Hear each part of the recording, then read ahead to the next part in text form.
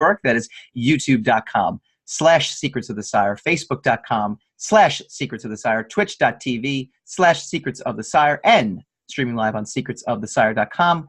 We are then downloaded as a podcast on Apple Podcasts, Google Play, Spotify, Spreaker, iHeartRadio, all the big names. Anywhere you can download a podcast, you can find us. On tonight's episode, we review Hellboy. We recap the Star Wars Celebration, and we have a little bit of spoiler madness going on in Avengers Endgame when we go spinning the racks. I am your host, Michael Dolce, and as always, I am joined by the Lord of the Radio, Mr. Hassan Godwin. How you doing, sir? Hellboy. Oh, boy. I'm doing all right. How are you doing? How is it going? I am doing really well. I'll say this about Hellboy to start out, and we'll dive right into Hellboy. I've never in my time doing this, now we've been doing the show for over 3 years now. You and I have been doing it for around 3 years. We'll get the exact anniversary date. 2.5 years, maybe. Yeah, we'll get the anniversary date, solid for that. I've never in my life had a comic book / superhero movie, which is what we are. We're a comic book movie podcast, where a show was canceled on me the first week it's been released. I was actually set to see this movie this morning at 10:30. I, for whatever reason, got busy or whatever. I actually had to confer because I go with my dad to these films. I had to make sure he could make it. I had a couple of phone calls, with different things I'm involved in, and I had to make sure I scheduled everything properly. But for whatever reason, I did not lock in my tickets for 10:30 Eastern. Oh, good. Nice. The Wednesday after it debuted in theaters. And then I looked this morning and they canceled the show. There was not a single person that, besides myself and my dad, who was going to even think about going to see the show. So I actually had to scramble around, reschedule my entire schedule, and make time to see this movie. Now, was it worth it? I'm not going to sit here and tell you it was 100% worth it, Hassan, but I'm not going to tell you that it was the worst thing I've ever seen. It's a little bit like when Luke looks at Darth Vader and he says, "I see some good in you." I saw some good in this movie. Hold on. Here's and without going really into it, I think the biggest problem I had with it, really, before we even actually talk about the movie itself, wasn't the movie. It was the fact that it was like this, it's very obvious that the movie was a corporate decision or a licensing decision, and they thought it would be better to reboot it than to finish off Guillermo del Toro's trilogy. Yeah. So that's got a lot of bad blood connected to it. So I don't know if I can agree 100% with that. I know. Disagree. We'll get into that. Okay. We'll get into that. But I mean, the brass tacks of it is that it opened to way less than the previous two. Sure. So it was a money decision. It was a failure. If it was an attempt to creatively be more in tied and consistent with the comic book. Yeah. Which is what I'm hearing. I've never read Hellboy. Okay. I've never read the comic. I love Mike Mignola's artwork. Mm-hmm. I've met Mike Mignola, and he's a great guy. Well, he was nice to me when I met him. Yeah. I don't know if he's a great but he was definitely decent to me. So I support him, and I support his desires to have a faithful adaptation to his work. Mm-hmm. The other side of it is I really like the Del Toro movies. I'm sad to find that Mike Mignola, according to what I've read, is not happy with those movies, or less happy with those movies than he is with this version of it. See, and that's where I'll sit there and say I don't think it's, if it is a corporate decision, I don't disagree that is one of the motives behind it. Mm-hmm. From someone who has read the Hellboy comics, I can honestly tell you, it is closer and more faithful. David Harbour is actually a more faithful representation of Hellboy than Ron Perlman. Yes, I know, Guillermo del Toro fans out there, Ron Perlman fans, you can send your hate letters to sire@mikebooks.com. David Harbour's... That's a fair opinion. If you read the comics and you say that he's a closer approximation of a Hellboy. And I actually liked him better. I actually liked him better. Like there's aspects to this film. Oh, that's different. I did. I liked him better. I really appreciated his take on it. And again, maybe that is because I've read the comics, so it just fell in line with the delivery type. It has to be that. It has to be. That. I could agree with that, because even my dad, who is the barometer for all these kind of movies, he kind of leans over to me halfway through. He's like, I think the Ron Perlman version was better. and he said, Ron Perlman did a better job being endearing. He was like okay, here's a without going really too deeply into it. He's the makeup is striking. The look, the visual is off-putting religiously, because he's the devil. Yeah. He's in bright red. He's not your average superhero archetype, right? That you look at. Now that's part of the charm of the character. I get it. Yeah. And then he managed to be endearing in that getup. I mean, look how unflattering this whole thing is, right? You brought props today. I like that. For anyone listening to us, for anyone listening to us on iTunes, Apple Podcasts, Spreaker, Stitcher, iHeart, Spotify. I'm sure I missed some Podcast FM. Wherever we are, he is waving in front of the camera a Hellboy replica action figure, and it's strikingly excellent. I will admit. Yeah. It is not, which is why I have it. It's wonderful. Yeah. But I mean, look at he looks like a devil. Yeah. Personally, I think Ron Perlman looked better than David Harbour. I like David Harbour. I like him a lot. I liked him in Newsroom before he was in Stranger Things. Yeah. And a lot of people don't even know he was in Newsroom. I don't even know what Newsroom is. Is it the HBO show? Yeah.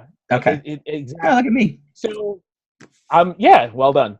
So David Harbour, great for him. Here, I'll tell you about the movie. I didn't actually think the movie was terrible. No, it wasn't terrible. I thought it had I thought it did a lot of really interesting things. I'm like, wow, okay, that's new. That's new. It has its own heart. It has its potential, but it just suffers from pacing issues, serious pacing issues. Oh yeah. All over the place. That's the word. That's the words I used when I walked out of that theater. All over. Yeah, it was all over the place, and the world building, even though it tried really hard to world build, it just over-explained everything, and not just over-explained everything. Yeah, not just over-explained, but made a lot of assumptions. All of a sudden it's like, well, we're going to assume you saw the original Hellboys, but then in this case, we're going to treat it like you've never seen the original Hellboys.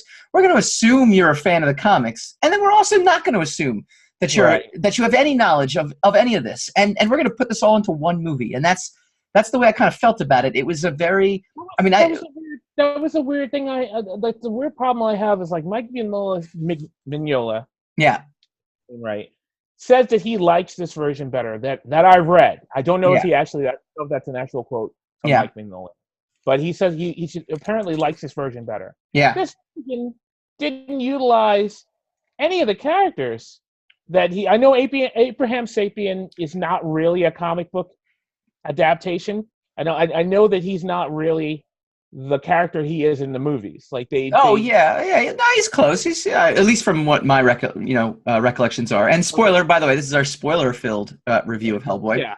Well, I haven't spoiled anything yet. But let's put that disclaimer up. Yeah. I know that the Department of Paranormal, oh man, I don't remember the anagram for that. Oh, such a terrible review when you can't even, do the anagram. But the Department for Paranormal Activity is Research and Defense. Research and Defense. The people who bump back as not Research and Development. Yes, Research and Defense. R&D. Research and Development. Right. Department of Research and Defense. Paranormal Research and Defense. Excuse me. They didn't really go too deeply into that either. I'm a huge fan of Ian McShane. Ian McShane can do no wrong, right? Yep. And I will say he was an improvement over John Hurd. Yeah, I agree. Although I love John Hurd also, the original Alien victim. Yeah. Daniel Day-Kim was his character was tough to really kind of like.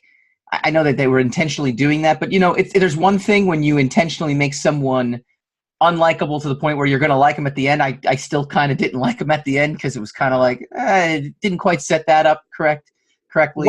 What they do wrong with that, and it's very difficult to do it in a movie. It's easier to do it in a book. It's easier to do it when you're writing a book. But what they did wrong was that they spent too much time. This is going to sound contradictory to everything that we ever said. They spent too much time world building, showing off world building, instead of just like, okay, here's a story, and here's all the stuff in the story. What I think the Del Toro movie did better is that they just, everything that was in their weird world, they just came across it. Right. They just, here's this, and here's that, and okay, I'll use it. And then some of it, because they had a new agent, they used the tool of the new agent. Yeah. So it was all right for Ron Perlman's Hellboy to show off a little, to over-explain some things, to talk down to him. There were features, there were little narrative devices that an expert would use to tell a story like that these people did not use. They just threw you in there. Hey, look, there's this really amazing-looking character named Hellboy, and you're going to be so amazed by him that you're going to sit still as we painstakingly explain every aspect of his character to you, and then tell you why you should care that the world was about to end. My dad also kind of, when he was nudging over to me halfway through, he's like, the Ron Perlman version, they battle humans. This is all about monsters. So it leads me to a couple different questions. One, why are we seeing this in April? Why is this not being released? Oh, look at Hellboy. Why is this not being released around Halloween? During Halloween? When the natural tendency, like when I listen to a particular song, and generally it's sense memory associated, so then once I hear the song in a certain time of year, when that time of year comes by, the song holds more relevance. That's why they call it like the summer song or the summer movie or whatever the case is. Right. But when you're setting up a background tapestry that is littered with horror, monsters, scary, and I'm seeing this in spring, that's strike one. Strike two, maybe they thought DC was going to suck with Shazam, and they're like, maybe we could capitalize and get in there before Avengers Endgame comes out. But that's another strike right there. And then three, as far away from Endgame as humanly possible. Like what your dad is saying. If you put it in October, Endgame. It's Venom. Yeah. Well. Venom. Yeah. Maybe. Right? Maybe so. It's Venom. It's Venom. Our palette has been washed of superheroes. We're fully, hopefully, over the events of Endgame at that point. Spider-Man would have came out. The horror that is Dark Phoenix will have left us. Men in Black. When does Spider-Man come out? July 4th weekend. They're going to dominate July 4th. We're not even going to get a breath before. No. Wow. We get a breath in May. It's great. All the rest of the movie industry has basically decided that when Avengers Endgame comes out, there is a period of mourning for the entire month of May into June that they're allowing us, knowing that it's going to happen. My third thing, and this is going to sound odd because normally this is like one of the things fans want, they really should not have been an R-rated movie. I actually think the R-rated movie hurt them. Because then all of a sudden they're like, we're just going to rip bodies in two, and we're going to rip people's faces off. We're going to do a lot of gore and drop a lot of F-bombs. And right. That's the Deadpool crowd they're looking for. No, I get it. I get, and there's an aspect to that when it works. Like when Logan comes out, that works. When you have, have Wolverine being able to drop an F-bomb or maybe two and being, gory and bloody. Deadpool is littered with curses, and that makes sense because it really fits the character. This also works when you have a script. Yes. Well, this fits the world, don't get me wrong, in that they're real people and they'll curse. And Hellboy, like I said, David Harbour was the best part of this movie. to me. His Hellboy was the best part. He rattled off the lines. He gave that nonchalant, I don't give a damn sense in his dialogue, which is exactly like the comics for me. And so to me, it really connected and registered. But the excessiveness of some of it, you know, when Ian McShane at the end is just like, you know, stop being a pussy boy, or I'm ad-libbing or not exactly quoting, but I'm essentially quoting. It's like, all right, you're really cutting up what could be, you know, a deeper dive here than what you're showing it, or at least maybe not out of his voice should that have come out. It more or less. So again, ripping people into the gratuitous gore, the gratuitous like violence, you know, going back to the world building, and this kind of relates to the R-rated also though, you know, the fact that they keep talking about like monsters have to stay hidden. Why? We all know they exist apparently. Apparently, we all know they exist because people weren't at all giants in the daytime. Right. You know, he fought them in broad daylight. You know, I'm like, wow, these giants would probably be more scary at night if you could utilize, you know, a nighttime scene. Yeah. Also, there's like a couple, like, if this is a party of giant hunters, how did the giants sneak up on them just because they were too busy trying to kill Hellboy? Why would you bring them? Why would you bring him to an actual giant hunt? like, why would you? Like, I thought, oh wow, look at that! They elaborately set it up. Right, there were giants. What a brilliant! Oh no, there's actually giants. Real giants. Wouldn't you use Hellboy to help you kill the giants and then kill Hellboy? There was just so many questions that didn't have answers. Oh, and it was, you know, these are like studio gimmicks, right? You'll think Hellboy is imperiled, and then, you know, when you know the harsh reveal, the turnaround would be, oh no, there really were giants, and these guys got destroyed by their. I'm like, well, yeah, but then why would you even bring him? Wouldn't you go out, destroy the giants first, and then kill Hellboy, or use Hellboy to help you kill the giants, and then maybe he gets right, and maybe he gets killed by the giants, right? Like in their head, you could be like, "Hey, the giants actually killed Hellboy. This is two birds with one stone." And we don't have to report that we betrayed anybody. Right. You know, we don't have to wear that stigma that we. Wow. Yeah. But that's the thing. Yeah. It's that there are scenes like that are juxtaposed against a very cool narrative with the Nazis. It's juxtaposed with a very cool King Arthur narrative. It does tie together the origin of Hellboy of you know, being of the descent of King Arthur, and that's kind of neat. There's, like I said, there's a lot of cool there. But then I like the Blood Queen better than Rasputin. Yeah, from the first as a villain for the first Hellboy. That was even better. I liked that she dug him, and then she thought that, you know what, I'll use him to. You know, there's certain aspects of it that I really like. And Mila Jovovich is not she's been like that since the 80s. Excellent. No, she's excellent. She's excellent in the film as well too. Yeah. But then you throw in this Baba Yaga subplot that makes no sense. Why are we like? Well, because Baba Yaga is basically the is a main character in the comics according to what I've read. Like, why would like? But then why would you have her as a cameo? They're too busy showing off the world building to actually tell a story. I know, and that's the thing. It's like I'm sitting there and like I'm okay. All right. I'm over the giants being that an awful scene, and then blah, blah, blah, and then all of a sudden Baba Yaga grabs him, and I'm like, all right, what are we doing? Why are we doing this again? Why are we doing this again? And then I get back in, and then I'm like, all right, I'm kind of into this, and oh no, and now we got to do this, and it's like, oh my god, like there was. And then she wants a kiss, and it's like, oh come on, And you look, I think David Harbour. See, now the thing is, I think if you put Ron Perlman in this movie, he could have navigated his way through this movie because he's got a lot of charm. Now that's the thing that's the difference between the two actors.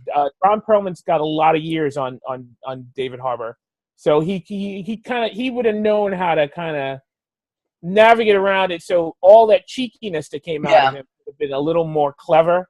Yeah, and so he would have been on. And David Harbour just came off like petulant. And angry, because I know he's younger. He's supposed to be a way younger Hellboy. I get it. I understand it. I think David Harbour looked great in the in the makeup. I happen to think Perlman looked better, but that's a bias. I get that that's a bias. But Harbour they didn't give him anything to do other than to be pissed off about everything. So they didn't give him any cool one-liners. They didn't give him any of them Deadpool, one-liners, or they didn't give him any cheekiness. So at least he could save a moment with a joke, or some kind of aside.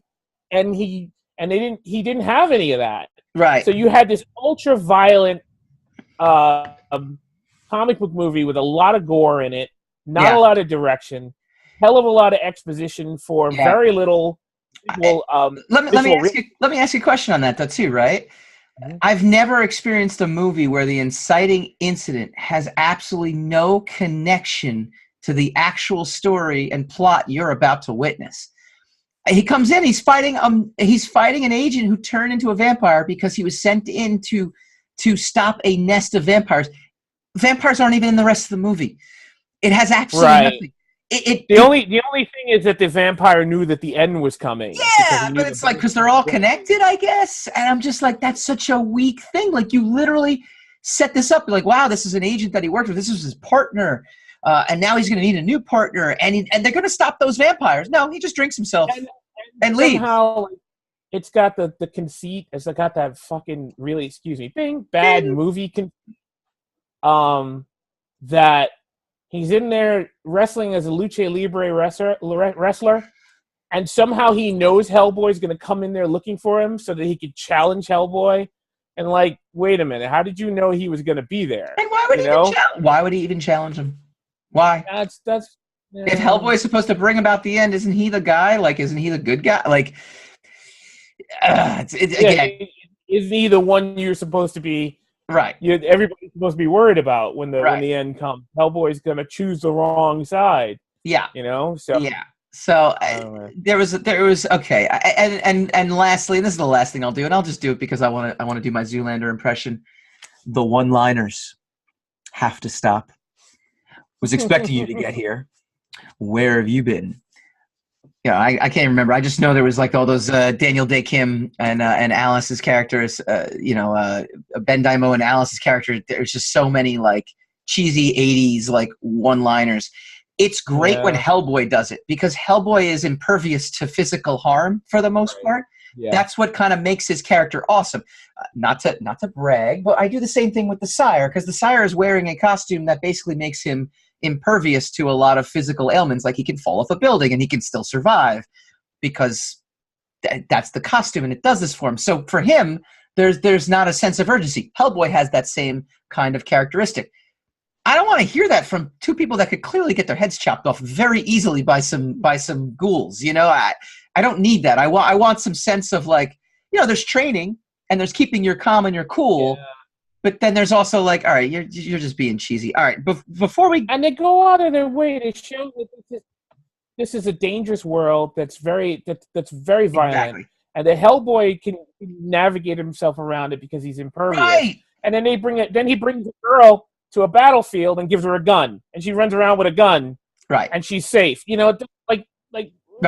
You just undermine all that gore that you set up. Yes. By letting this little girl run around. Yes. All right. Yes. No, and even same thing at that point, we don't know that Daniel Day Kim's character is part. We suspect, obviously we knew, but at the same time, they telegraphed that punch. The characters didn't know, so there should be. All right, real quick, David S. Rosenberg. There's a Mignola fan page here on Facebook. I follow where many of the members have gone and seen the movie, and they're becoming a very fanboy, passionate bunch about it. There's a very small contingent, but they're there. Are they gonna blame the liberals for this movie? Because I don't think they can. I don't know. There's gonna be. This is not a liberal movie. I am excited to see. Not a SJW movie. I am excited to see if they can somehow monetize the backlash over a movie. No, they're not. They're gonna talk about how great the movie is. Over a movie that they canceled the show at my local theater before I was even able to go see it. All right. We are going to tell the comic book fans at the Mike Mignola page to stop posting on the page, get off their butts, and go see the movie so that the movie can actually make a little bit of money. It's a small because no one $12 million the first weekend. I know. It's over. It flamed It's already over. It's done. It's done. Solo isn't going to have a sequel, and it made, what did it make? 88 million in its first weekend. Almost 400 million in total. Yeah, almost. Yeah. In worldwide, that's why it's a flop. But this 12 million, it's going to eke out maybe. It's abysmal. I don't know. Overseas, it's not doing well either. It's making Shazam look like it's a bona fide blockbuster. Yes. Sometimes it's all about timing. All right, when we come back, we're going to talk about happier things. We're going to celebrate Star Wars when we come back. Hi, everyone. This is Michael Dolce, host of the Secrets of the Sire radio show and podcast, and welcome to our Patreon launch event. To date, we've interviewed actor Kevin Bacon and rocker Chris Cornell. We spent a wacky week with a Real Housewife and played Love It or Shove It with a comic book icon. We've debated which TV shows everyone should be watching and channeled our inner force comparing Rogue One to The Force Awakens. And that's just the beginning. Become an executive producer and get an exclusive feed inside our studio before and while we air. Become a program director and receive our exclusive show outline with insider details on topics and guests hours before we go live. Or just be a fan, and for $0.25 a broadcast, we'll sing your praises on the interwebs every week. So if you like pop culture, movies, TV shows, and graphic novels, this is the Patreon page for you.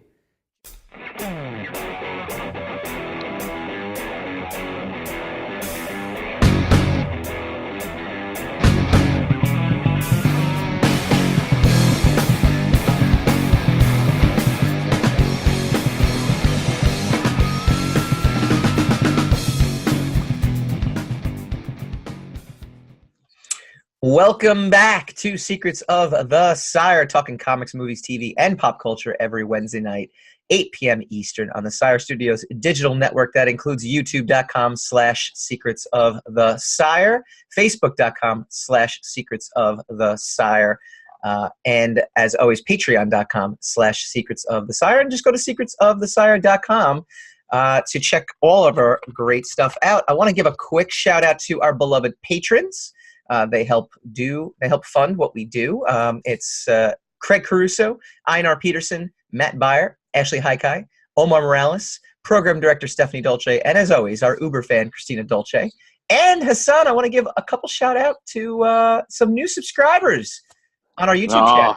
Joe Julians, Jeff Sabat, and Amy McLean. Welcome guys. Really appreciate it. And our guest from a couple weeks ago, Amanda Rose, also subscribes to our YouTube channel. Go to youtube.com/Secrets of the Sire. Go subscribe. We do new content at least once a week, and sometimes when cool stuff like the stuff we're going to talk about next happens, we do bonus material as well. So yeah, enough bad talk. Superhero movies tanking, bad. Let's talk about the good. And that is our Star Wars Celebration recap. That happened last weekend. Fandom enjoyed days filled with panels, trailers, and cosplayers as the 2019 Star Wars Celebration in Chicago played out.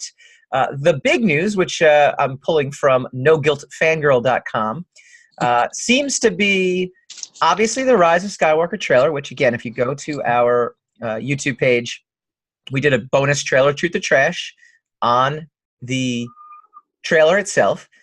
That was the big news. But the other big news of the weekend, it seems, and there's going to be some other stuff as well too, was The Mandalorian, the new Jon Favreau led live-action Star Wars TV show.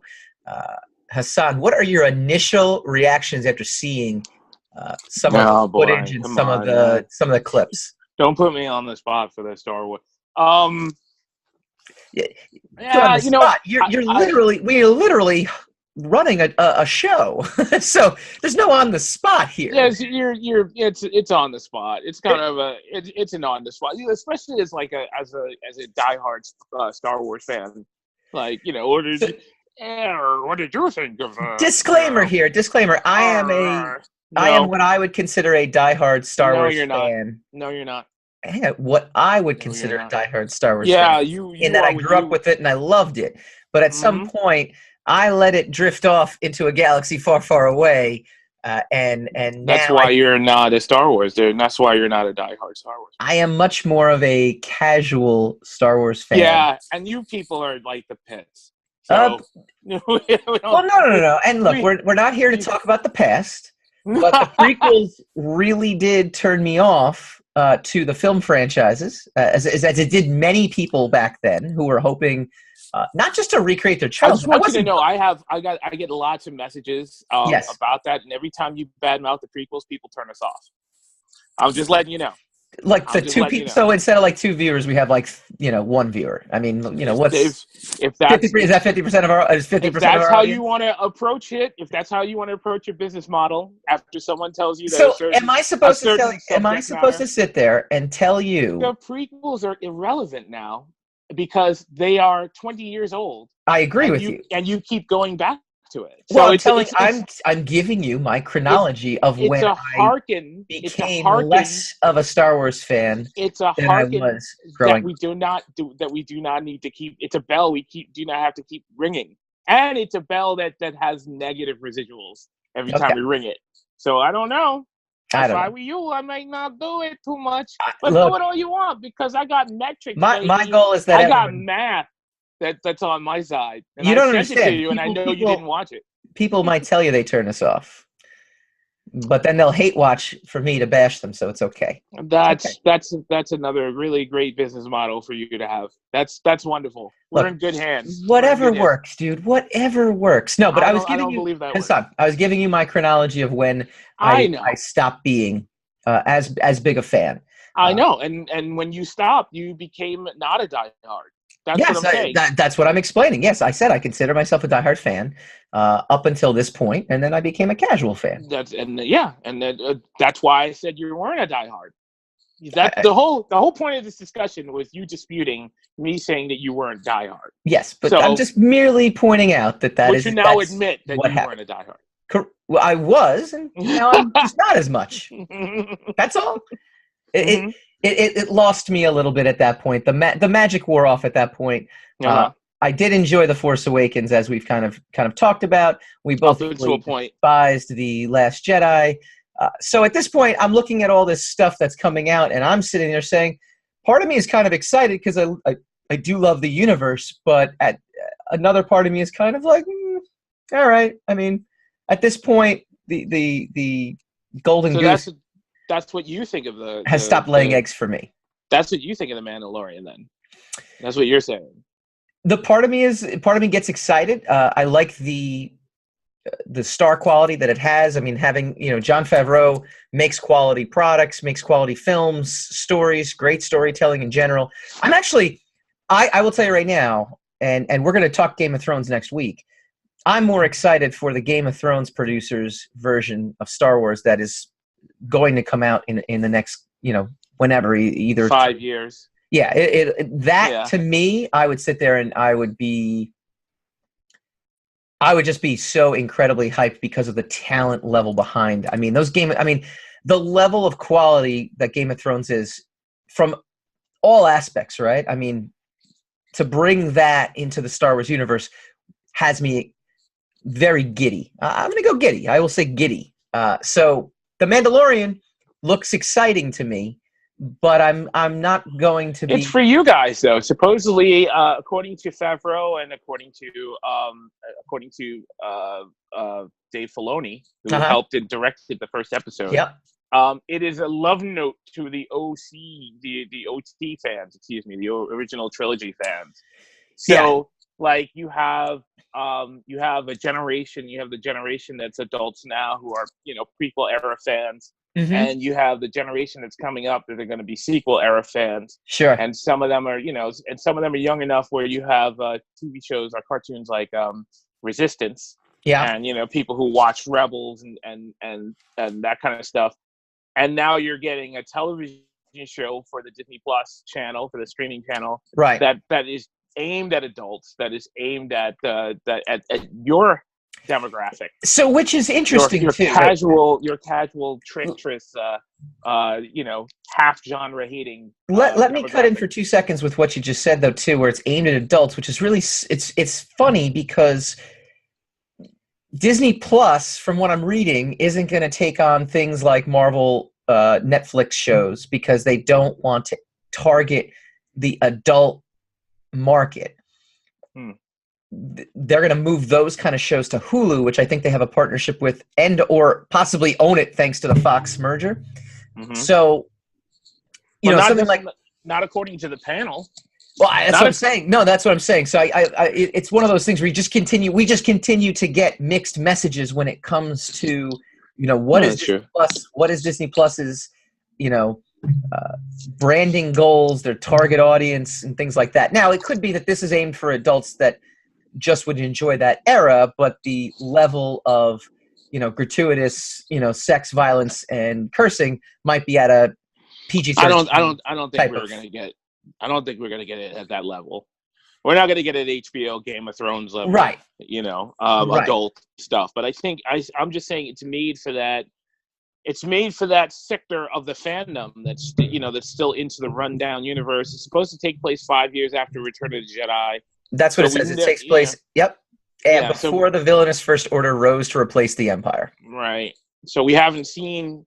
I mean, we haven't seen anything that came after Jedi, like right after Return of the Jedi, other than other than The Force Awakens. That was the first material. That's the first live action material we got. Yeah. That supposedly takes place after Return of the Jedi. We had the expanded universe, but that was all just kind of discontinued or discredited as legends. So it's decanonized. Yep. So I mean, basically, this will be the first piece of like canon information that we get that comes after Episode 6. This is according to Hollywood Reporter. Favreau said he if you look throughout history, it's fun at first, but it gets very complicated very quickly. The idea of that world after the Return of the Jedi and what would happen and what sort of characters would survive and what it was until the New Republic took over. You have vestiges of the Empire. You only have the strong surviving. You have chaos taking over the galaxy. He said he always loved the tone of the cantina, the seedy bar from A New Hope, and found that underworld to be a rich environment in which to tell a story.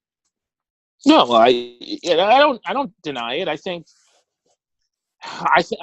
whatever they can give us, as whatever they can do to expand the universe is a good thing. I think one of the critiques I would give about the sequel trilogy is it doesn't really do much to expand the universe. I mean, we got maybe 2 new planets, and and then the rest of it we're backpedaling. It seems like even in Episode 9 we're going back to Endor. So right.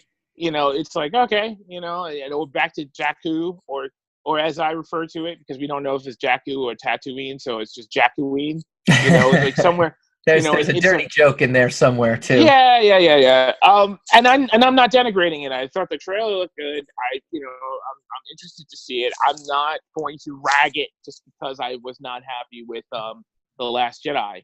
But I mean, we're not breaking a lot of new ground in the sequel trilogy. So, in Rogue One, we got to see a whole bunch of new planets, a whole bunch of we got a whole bunch of new information. In Solo, we got to see Corel, and also Kessel. We got to see legendary planets and stuff like that. So we got to expand the universe a little more. And the sequel, the one critical observation I'll have about the sequel trilogy is we're not really growing the universe much. So to your point about Benioff and Weiss and their upcoming movies, which is also the information I also read recently is that they are working with Rian Johnson on their movies. So are they mentoring and instructing him, like, here's how you actually tell a story? I'm not getting into that because I hope so. Because I hope so. Yeah. That'd be nice. I know how you feel, but I look, the Last Jedi, not a great film. Story pacing and story wise, right? The events of the story, just like the events of The Force Awakens, are fine. The characters are fine. It's just the way it was told, and and the stuff that for The Force Awakens was stuff that was left out. It was purposely left out to build intrigue, and it was just the way that stuff played out in The Last Jedi, which is barbarously, were criminal as far as I was concerned. Yeah, that's the problem. Yeah. This the whether that's going to carry over to the Rise of Skywalker or the Mandalorian, I'm not going to sit here and just curse it before I get the chance to see it. Sure. I'm not saying that that's what you're doing. I'm just saying. No, I'm actually, like I said, I'm pretty excited, but at the same time, historically, I don't get as excited for these things as I used to. So part of me is like, wow, this is really exciting. This looks. Part of that's getting older, though. Isn't Check it out. No, I mean, part of that's like paying taxes and bills and like car payments and stuff. Like, I got other stuff I got to worry about. I'm not super, I'm not hyped. I'm not going to get hyped about a movie that's 8 months away. To me, I think that's true. I think there's also a fatigue factor, though, to both Star Wars and superheroes in general. The fact that we've had so much of that now. So to look at a Star Wars film, I'm not looking at a Star Wars film the same way I looked at it 20 years ago. And yes, part of it is I pay taxes now and I run a business and I have kids and family and, try to have a good time with friends when I can, different than waking up, at noon on a Tuesday. Yeah, there is a factor to that, but for the most part, good times though. Good times. If I could go back right now, I really would. I mean, it would just be. I don't think there's a. Save the kids. Save the well, kids. Yeah. So do you know what's actually funny? So as a writer, be careful. I've thought about all these things. No, I know. Be careful. Because of the way my wife and I met, I'm looking at things. There's really only one significant event that brought all that together because we met through family. So the family, like the aspect of meeting, we still would have been there. I mean, but it's just when I bought my house, that's it. So I'm like, you know what? I could go back 10 years. Well, actually I can't. Oh man, it's been too long. I can go back 20 years and still play everything out. And it would be the exact same thing. So I would have my cake and eat it too. Can't have your cake and eat it too. No, I know. You can eat your cake and have it too, but you can't have your cake and eat it too, because that's not the way the saying goes. Sorry. There's an entire debate about that actually, and it goes a long way. The debate is nonsense. Why is the debate nonsense? Because it is. Look, the other way doesn't make any sense. Of course, you can have your cake and eat it too, but you can't eat your cake and have it too. That makes more sense. Okay, I see what you're saying. And we're just backwards. It's like I could care less. Well, of course you could care less. That's what happens to sayings. It's a game of telephone, and there's these phrases that had poignance and meaning are now like denigrated so much that when you actually think about them, even though we know the meaning behind them, when you actually think about them, they don't really make any sense. Does that keep you up at night? Does it keep you up at night? Everything. Are you sitting up at 12 o'clock on a Tuesday and thinking to myself? Yes. Everything keeps me up at night. It's eat and have. It's eat and have. You know what drives me crazy? I'll tell you. Besides our favorite at the end of the day, it's I watch a lot of YouTube bloggers and stuff like that. Yeah. I call it market research. And one thing that people say, because they want to hear comments, I would like to hear the comments down below. I'd like to hear this phrase. Makes me sick to my stomach. I would like to hear your guys' opinions. Your guys' opinion. That is the worst. And then your guys' opinions. Yeah, I would like to hear your opinions down below. That's fine. Well, what they're doing. I would like to hear the opinions of you guys. But what they're doing, see what they're doing though, is they're actually taking the word guys, plural, and then putting a It's not yours. If they're putting a singular possessive. Your guys' on a plural. Right. They're putting And you can't do it. And they're more. And it drives every time I hear it. It's like nah, and then I'm out. Well, I'm very happy that we've actually stopped talking about Star Wars in our Star Wars segment, because this is much more pressing. I think coming up next, we pick apart the English language and figure out exactly whether or not Hassan is right or wrong. I could fill a whole segment on it. I could do it.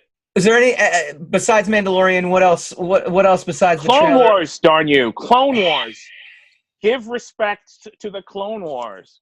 What's the big news on the Clone the most popular era in Star Wars currently? I agree with you on that. What was give us the skinny on the Clone Wars panel? We had Dave Favreau, and we had most of the cast of the Clone Wars that had come back, and they were just, giving their opinions and impressions about the opportunity to come back after the show was basically canceled and finish the series. Okay. And it's something that it's rare when something gets canceled, and a lot of it's another one of those. It seems like another one of those steps by Disney to redeem themselves or to re-ingratiate themselves with the fans, because a big point of contention, even before The Force Awakens came out, was how unceremoniously the Clone Wars was canceled. Mm-hmm. Clone Wars had 5 years. They were 5 good years as far as I was concerned. They were halfway through season 6 when Disney just kind of pulled the plug. Yeah.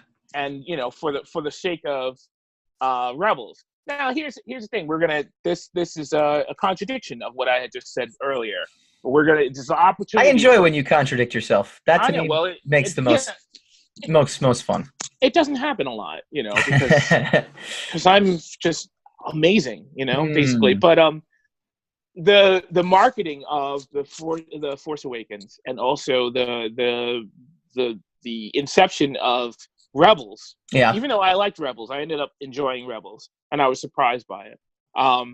Was kind of kind of in reaction to the prequels, right? Sure. It was a kind of marketing ploy to tell the fans that we're not doing the prequels. We're this is going to be better than the prequels or whatever. Mm-hmm. I think I personally feel, now this is where we contradict.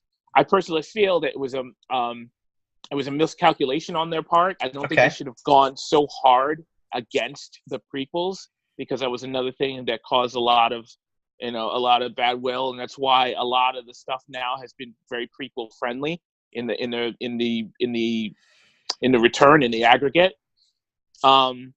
which is fine. I mean, you do realize though back then that there really was a backlash, because the hardcore fan base was against the prequels back then. I mean, 20 years later, I understand that the generation that grew up watching it have a voice now has a voice, and they go, oh, but I don't understand. I love that. I mean, I looked at Power Rangers when I was a kid, and I was like, that thing's a joke. What the heck are we watching here? But then the generation immediately after mine was like, no, I grew up on that, and I love it. I never said that there wasn't a backlash. There wasn't a backlash. But look, 2015 was only 4 years ago. This is the 20 years later. That's what I'm saying. Right. And it's a miscalculation that to think that backlash is still as prolific. Yeah, I agree with that. I agree with that. And they were using old data, and they alienated. So they alienated the expanded universe fans, and then they alienated the prequels era fans. And I'm telling you, the prequels era fans were used to the dog whistles against the prequels, so everybody knew it right away. Like these guys are doing this against the real sets and this and that, which was a misconception of the original of the prequels originally. Mm-hmm. So now you're getting the Clone Wars are coming back, and now you're getting kind of supposedly a lot of prequel callbacks in the Rise of Skywalker. Mm-hmm. And not a lot of Anakin Skywalker appreciation and that kind of stuff. In the Rise of Skywalker, I would love for the full circle nature of this to include Hayden Christensen. I would love that it somehow gives him a chance to redeem his character in the prequels, which was, look, whatever you want to talk about the story aspects of the prequels, doesn't require redemption. His acting wasn't great. And his acting, it doesn't require. I think that's a problem with it. If you didn't like his acting, absolutely fine. But the whole notion of redemption. Redemption for Anakin from not being a whiny kind of guy back then. No, that was his character. That's too bad. That's yeah, but too you bad can, if it you can doesn't deliver work. it. I feel like Ryan Phillippe in that role delivers the lines in a way that doesn't come across that way. That's the difference between good acting and bad acting, and that's how it actually affects the outcome and the execution of the films. Yeah, so I'm hoping. I disagree because I think the acting in all 6 movies are there's questionable acting in all 6 movies. There's questionable scripts in all 6 movies as well too. I mean, that's what I'm saying, and I think that for the fact that the first 3 kind of get a pass is rose-colored glasses. That's what I'm saying. If the critique were on all of them, I would agree. I would totally agree. Like, yeah, but if you're like the old school movies were superior and this and that, they're not. They are. No, they're not. I mean, easily, far and away better than the prequels were. I don't. No, they're not. I know you enjoy them, but to say that they're a better film, I'm not going to sit here and tell you. I didn't know. See, you're misconceiving me. I didn't say they were better films. I said the same mistakes that were made with the prequel are made with the originals. The same mistakes? Same mistakes, the same errors. A lot of the stuff in the originals are given like the fact that The Empire Strikes Back is not even a story. There's a lot of things that are just given a pass because of the spectacle, of the nature of the spectacle, which is fine. I don't have a problem with that. I think that's the magic of Star Wars, that certain things that don't work in normal genres will work in Star Wars. But if you're going to start to nitpick on acting and on particular dialogue and particular things, well, then you got to look at the whole thing as in its entirety. To say that Empire doesn't have a story it's not a story. It doesn't have a beginning. It doesn't have an end, and actually doesn't really have a resolution to the threads that are sewn. But the characters go through arcs. The characters absolutely go through arcs. There are story arcs in there. There's only 2 story arcs in particular that they go through. Except maybe 3 if you add Lando, right? And Lando doesn't actually, his arc is not actually redeemed until Return of the Jedi. So you have Luke who continues his journey as a Jedi and then discontinues it to his detriment, which is not really an arc. Because that's halfway through an arc, If you ended the story, like look at it this way: if you ended Empire Strikes Back there, would that complete the story? Because Star Wars could complete this. If you ended Star Wars there, no, of course not. And look, complete. Part of it is it is a part 2. We understand that, and it's an actual part 2 versus Last Jedi, which is a part 3 masquerading as a part 2. Well, no, yeah, I know. But if you had a part 2 in Empire Strikes Back, could you watch Empire Strikes Back without knowing anything about the story, about A New Hope? You would know. Well, look, I can't answer the question because obviously we all watched A New Hope before we watched Empire Strikes Back. Would you have enough information? I think you would have enough information to get the gist of what was happening there. The gist is not. That's not satisfactory storytelling, man. Gist is not satisfactory. You don't know anything about anything you don't know who Darth Vader is in relation to Luke's father. Know that at the very beginning they tell you that the rebels, have sealed themselves up in Hoth because they're on the run. And the bad guys are coming. So you would know that Darth Vader's the bad guy. You know enough about that. You don't know that Darth Vader is accused of killing Luke's father, right? You don't know the significance of Darth Vader at that. You would not be able to weigh the impact of. I think the scene in the cave though does lend itself to that. Look, again, I do agree with you because it's a part 2. I don't think you can fairly judge it, but to say it's not a story because it doesn't have a beginning, middle, and end. It does have. That's what a story is. The story is 3 parts, and right, story is 3 parts. It's a second part, but it has journeys in there that constitute that are incomplete. The journeys are incomplete. The journeys are Han and Leia. Han and Leia's journey is the question of whether or not they can fall in love, and the question is answered by the end when Han has to be frozen in carbonite because you also didn't know whether his contract was going to be renewed. But they had that arc. They had the Luke arc to the point where yes, it wasn't a satisfactory resolution. He chose to go against the best wishes of his teacher in order to save his friends, and he didn't end up saving all of his friends, but he did save some. So there is resolution in that sense. He didn't save anybody. He saved no one. They saved him. They saved him, right. But him coming there, he was completely useless and should not have gone. He was completely useless. He affected the outcome by a factor of 0. He affected the outcome by a factor of 0. His friends had to break themselves out. They had to come back and rescue him, which means they would have gotten out on their own without him being there. And he would have been completing his training, and he wouldn't have lost his hand. So then you're saying him as a character learned his lesson then, so to speak, which is also, you could sit there and say it's part of the story arc. He learned that he he wasn't ready. Right. Without that, there's no way he can come back in the part 3. That's an important lesson, but you understand what I'm saying? In order for there to be a part, in order for that to be a complete story, you need the part 3. Well, of course. I mean, look, if all of a sudden Star Wars wasn't very successful and they stopped. Well, what was the point? What was the point of my statement? My statement was that Empire Strikes Back is an incomplete story. It's an incomplete movie. You're saying that we're forgiving that it's not a complete story. Yeah.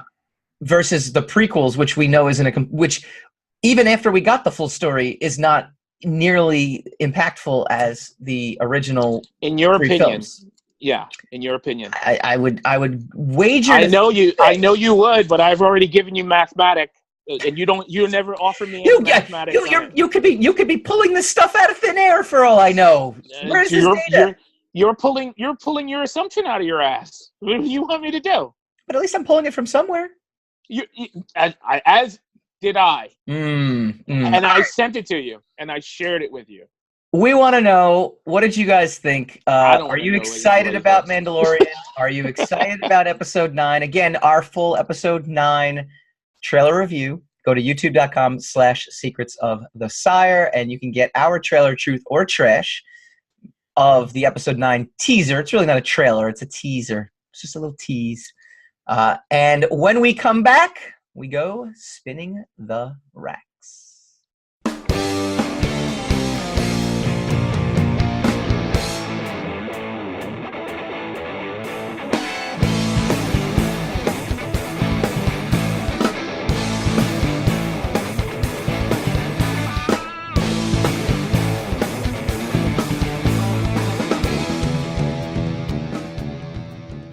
Welcome back to Secrets of the Sire. We do this every Wednesday night, 8 p.m. Eastern on the Sire Studios digital network. That is youtube.com/secrets of the sire, facebook.com/secrets of the sire. Hassan, do you want a huge announcement? I'd love a huge announcement. Huge? I'd love to be able to pronounce announcement. Well, look, we're working on things slowly but steadily here on this middling podcast. One day, we'll go from a middling podcast to a middling podcast. It'll be yes. We'll pronounce that correctly. All right. There's this movie coming. There's this movie coming out, and it's the topic of our Spin the Racks. And it's a little tiny, teeny movie. It hasn't been building for 12 years, and it hasn't been slowly reaching a crescendo. Called Avengers Endgame.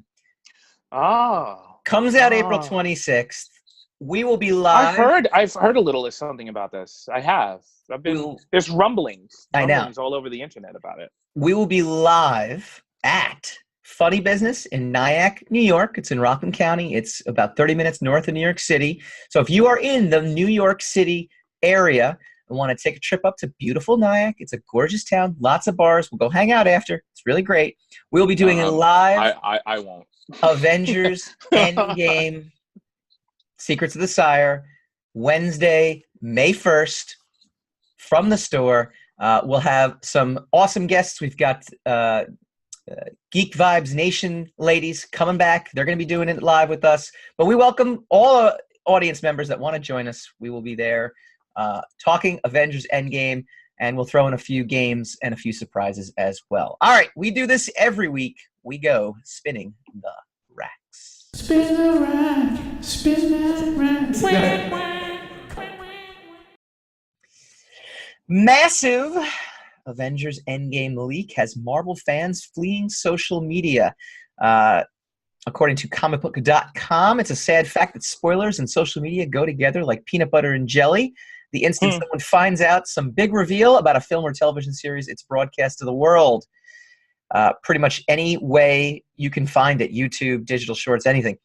Despite all of Marvel Studios' best effort, some massive spoilers for the hotly anticipated Avengers Endgame have begun to spread like wildfire, and Marvel fans are jumping the proverbial social media ship in response. The problem with it is that apparently it looks very genuine, and that is it looks legit. That is a big problem. So much so that the directors have taken to social media and have started a hashtag Don't Spoil Endgame. To the greatest fans in the world, this is it. This is the end of an unprecedented narrative mosaic spanning 11 years and 11 franchises. For all of you who have been on this journey with us since the very beginning, sharing every high and low with your family, your friends, your classmates, your coworkers, investing so deeply in every character and storyline, giving so freely of your thoughts and emotions, please know the two of us, along with everyone involved in Endgame, have worked tirelessly, middling, for the last 3 years with the sole intention of delivering a surprising and emotionally powerful conclusion to the Infinity Saga. When you see Endgame in the coming weeks, please don't spoil it for others the same way you wouldn't have wanted it spoiled for you. As always, good luck and happy viewing. The Russo brothers. We're not terribly surprised at this, right? No. I mean, no, they did it. They, people are bastards, and they did it. They did it for all three. The Force Awakens. They did it for Rogue One. They got me on Rogue One. They didn't get me on the Force Awakens because I saw the Force Awakens on day one.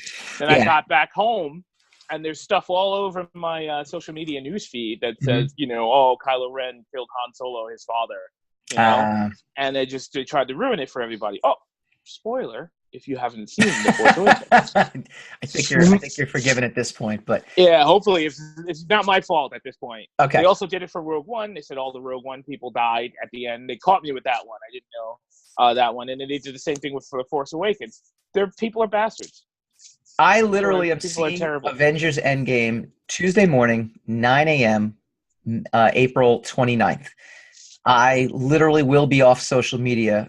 I will have my little Autotron, poster. You're gonna be far away from reality for quite a while. You gotta. So it's funny you mention that though, because there's actually clinical studies that show people are less anxious and less depressed when they get off Facebook. So I've had many spells where I've gotten off, like I just didn't care what was going on social media. Yeah. My only problem with social media, is that it's part of what we do. So get off of social media completely would be very difficult. Also, I have some really good friends that I would not be able to talk to unless I was on social media. Sure. So that kind of hinders it, but I rarely use it. I even rarely post in Facebook anymore because social media is a mutual friend of ours, Dave Felt, said to me once, and I completely agree with him that Facebook is a lie. Sure. And this whole show is a lie. That's how we built up everything. We are not Facebook.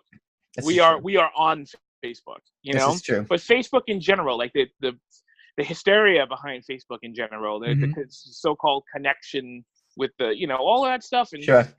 How do you get away from clickbait?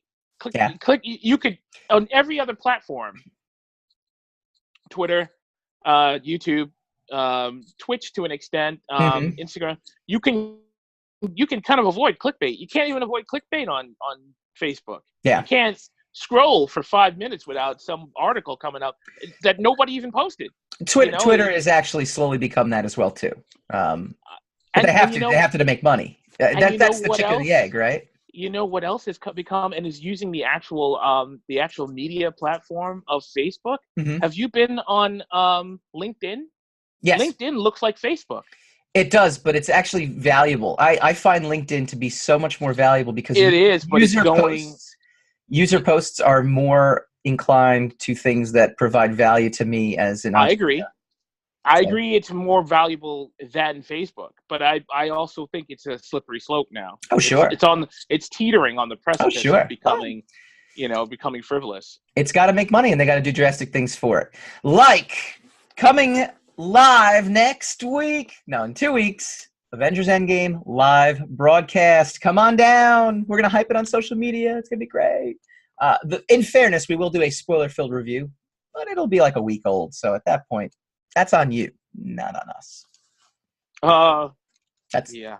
I don't know. They asked us. The Russo brothers asked us not to spoil anything, and you're basically giving them the finger. That's basically what you just said. I'm not spoiling it until the following Wednesday. That's all. Which is not even a week later. That's debatable at best. All right, next week, it's debatable in your mind. We welcome Newsarama's Chris Arendt. He's going to help us preview the event of the century. Avengers Endgame. Hysteria starts now. And we'll give you our review of the first 2 weeks of Game of Thrones.